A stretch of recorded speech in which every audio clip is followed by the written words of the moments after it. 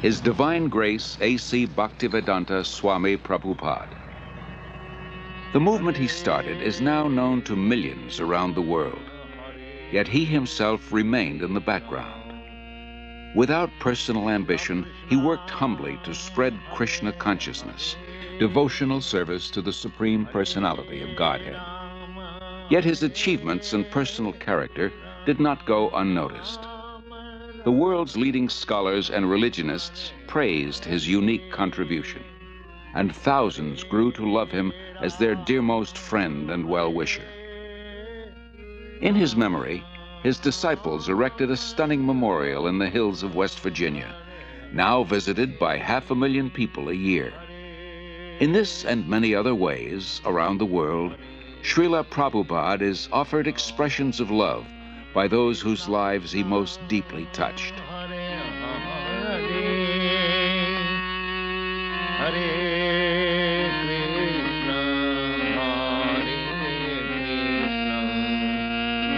Krishna Krishna, Hare Hare, Hare Rama, Hare. Always remember Krishna, God, and never forget him.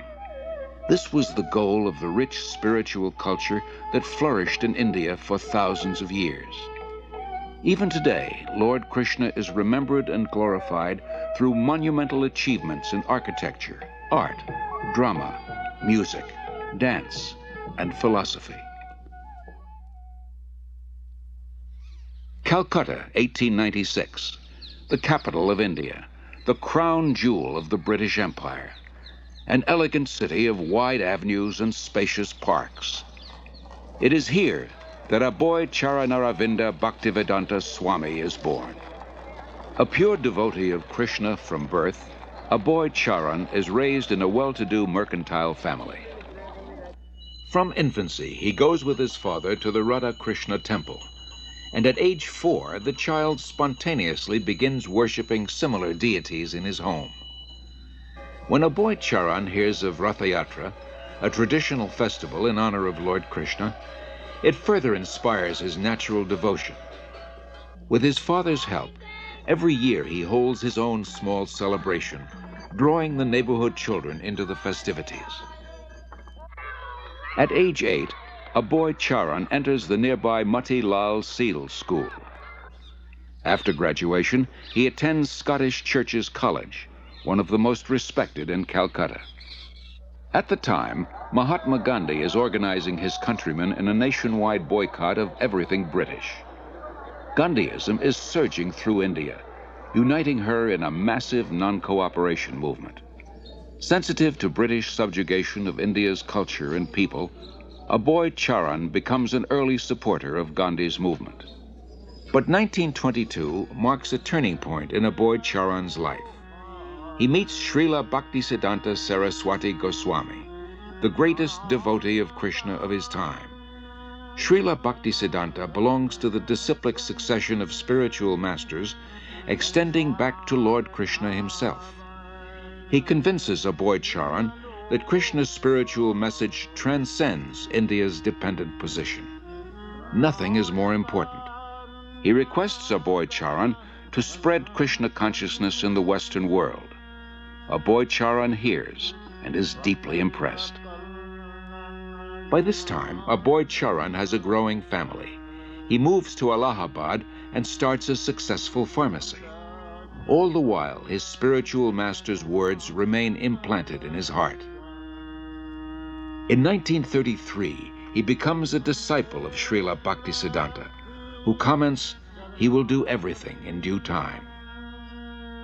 3 years later, Srila Bhaktisiddhanta leaves this world, after again requesting Aboy Charan to preach in English.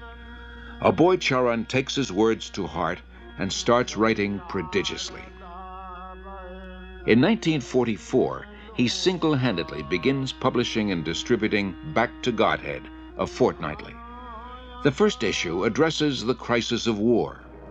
The Second World War within 20 years is scourging the earth. Back to Godhead points out that people throughout the world want an end to war. But so often they want God's kingdom without God, and they cannot have it. All our plans will be doomed to failure by our own selfishness unless we turn to God. After the war, a boy Charan moves to Jhansi and founds the League of Devotees. He prepares a charter for an international organization, its members dedicated to a peaceful, God-centered life. Acharya Prabhakar, his first disciple, remembers. शिक्षा लेने के लिए, दीक्षा लेने के लिए उन्होंने प्रश्न किया. He was always teaching Krishna consciousness, and people came to him for knowledge. After hearing from him, many wanted to become his disciple. He told them, I can make you my disciple, but first you please chant the names of God and give up cigarettes, meat-eating, illicit sex, and gambling. But few people would agree to give up these habits. Then he said, Indians are imitating the Westerners. I will make disciples in the West. Then when the Indian people see Westerners following religious principles, they will also follow. Following tradition, at age 58, a boy Charan retires from family life, and 5 years later accepts the renounced order.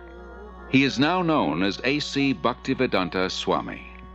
He lives alone in the historic medieval temple of Radha Damodar in Vrindavan, engaged in deep studies and writing. It was in Vrindavan that Lord Krishna revealed his pastimes 50 centuries ago, and saintly persons throughout the ages have worshipped this land as the most sacred on earth. Unlike other holy men who live there, Bhaktivedanta Swami is not thinking of retiring. For him, Vrindavan is a source of inspiration, an ideal place to chant, worship, and write.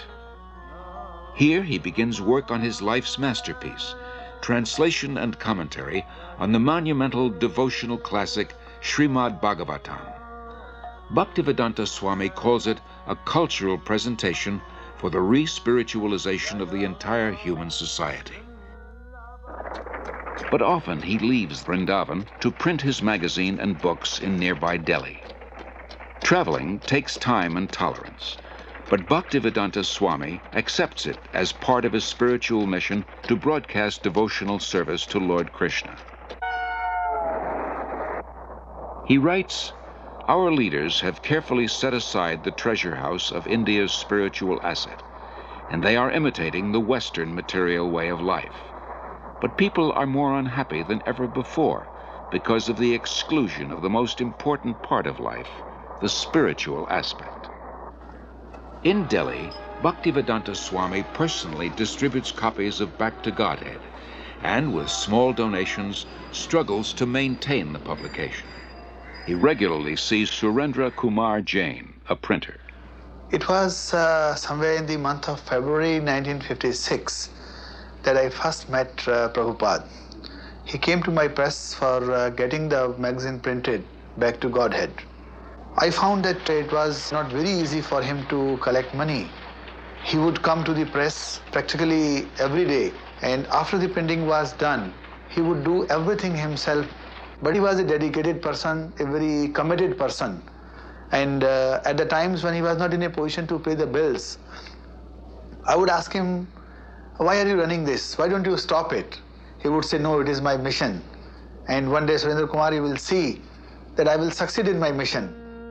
By 1964, Bhaktivedanta Swami completes 3 volumes of Srimad Bhagavatam. Prime Minister Lal Bahadur Shastri lauds his accomplishment and recommends his books for placement in India's public libraries.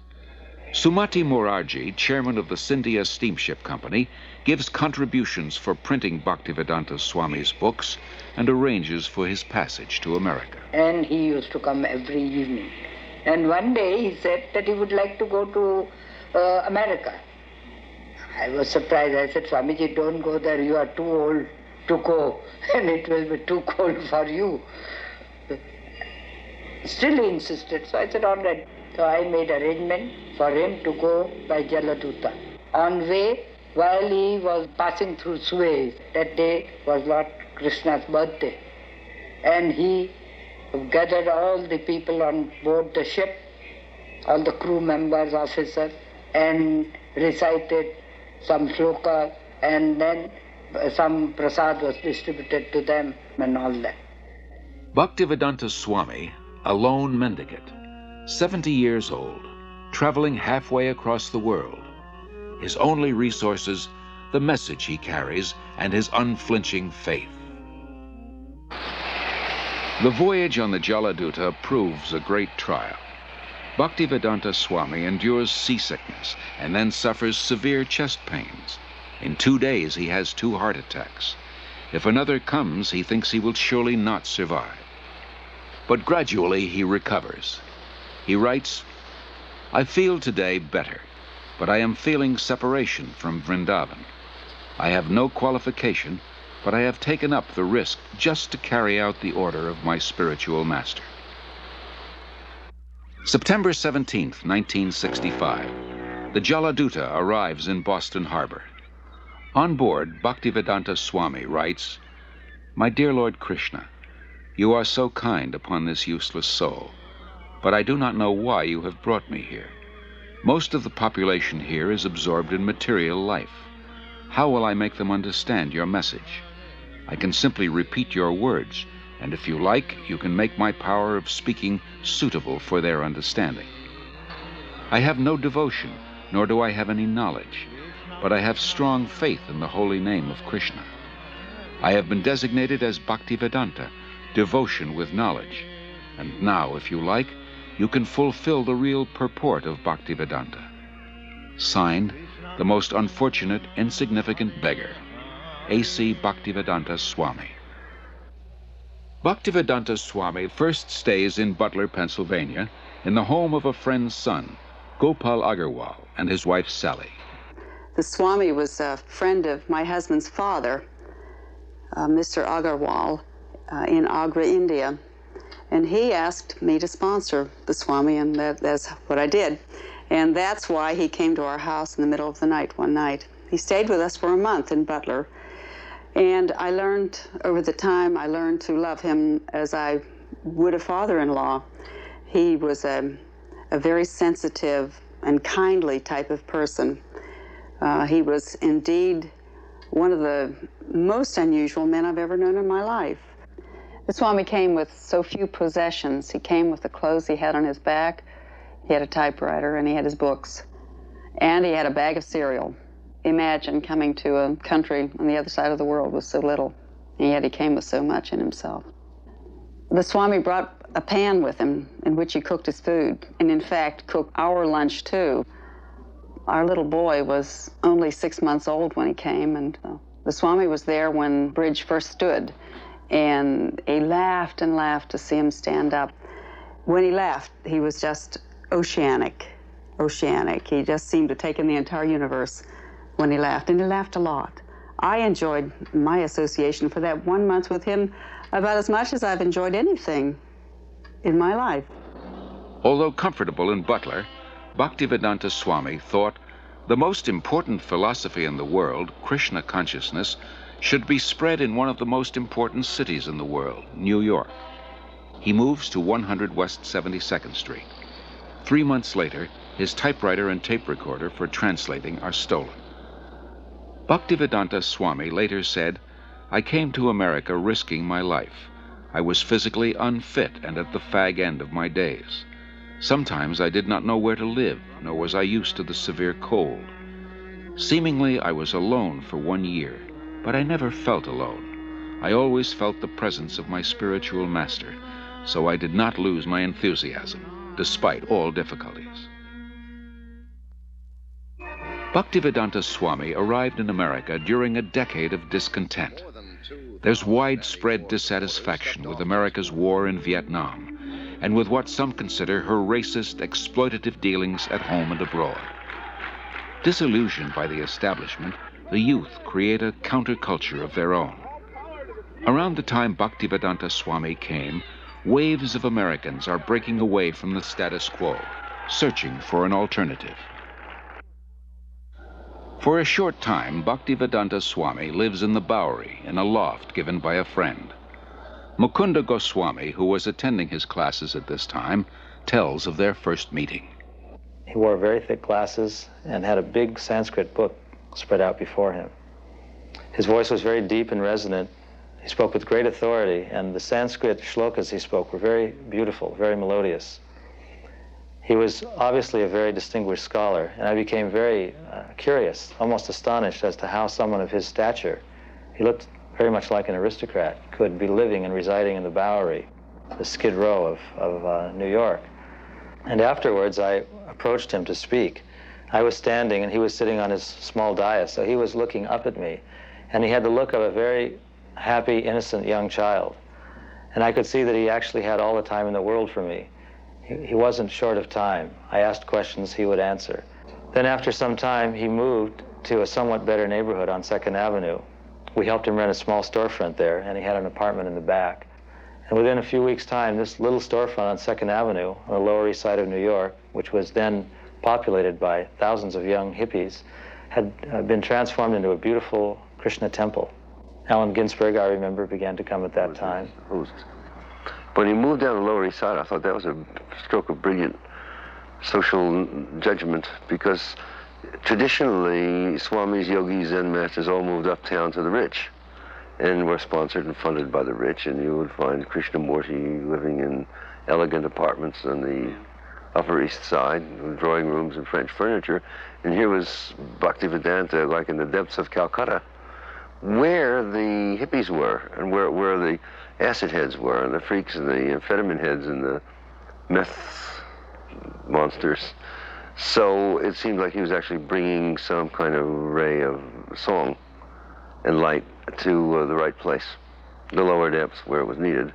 And where, of course, the Lower East Side was the intellectual center in certain respects, in art and in advanced spiritual vibrations, particularly in the 60s. So it seemed historically just move on his part.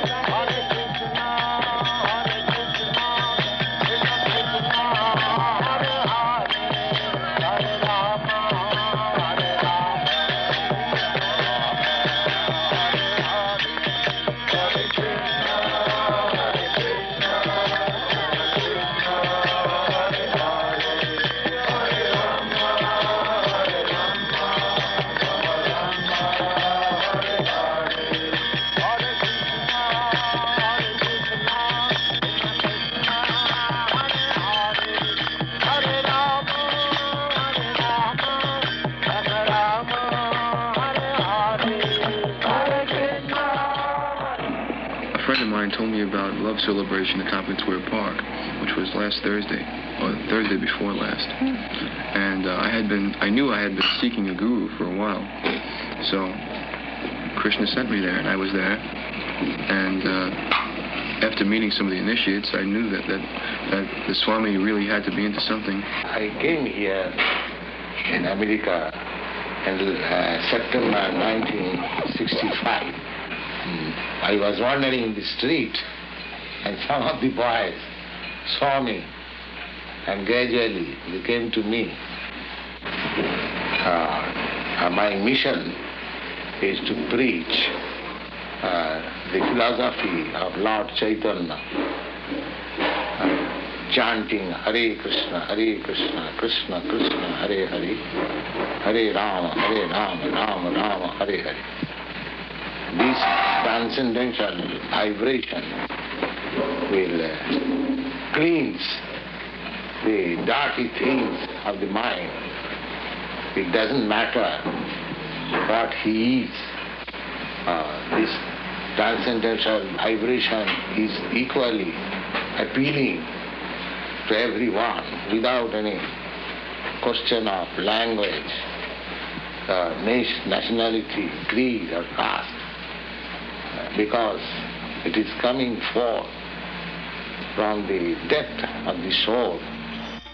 Krishna was all along preparing something, Bhaktivedanta Swami later wrote, and he brought you to me one by one, sincere boys and girls, to be trained in Krishna consciousness. Now I can see that it is a miracle.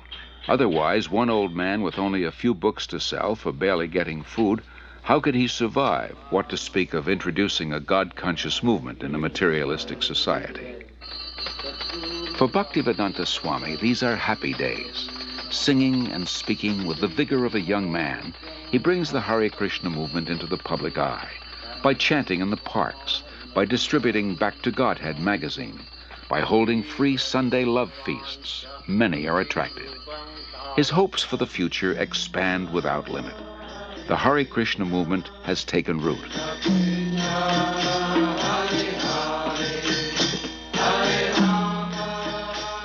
Sometime in the spring of 1967, people handed me clippings from New York newspapers saying that there was a Swami in New York City. So I went to New York to look up this person and his movement. My first contact was with disciples apart from Bhaktivedanta Swami, and I was frankly somewhat disappointed by the disciples. They seemed to be not very informed about what they were doing. They were unclear about the whole thing. And yet they were terribly serious and terribly devoted to what they were about. And I couldn't put those two pieces together. You know, their confusion, uncertainty on the one hand, and their commitment on the other, until I met Bhaktivedanta Swami.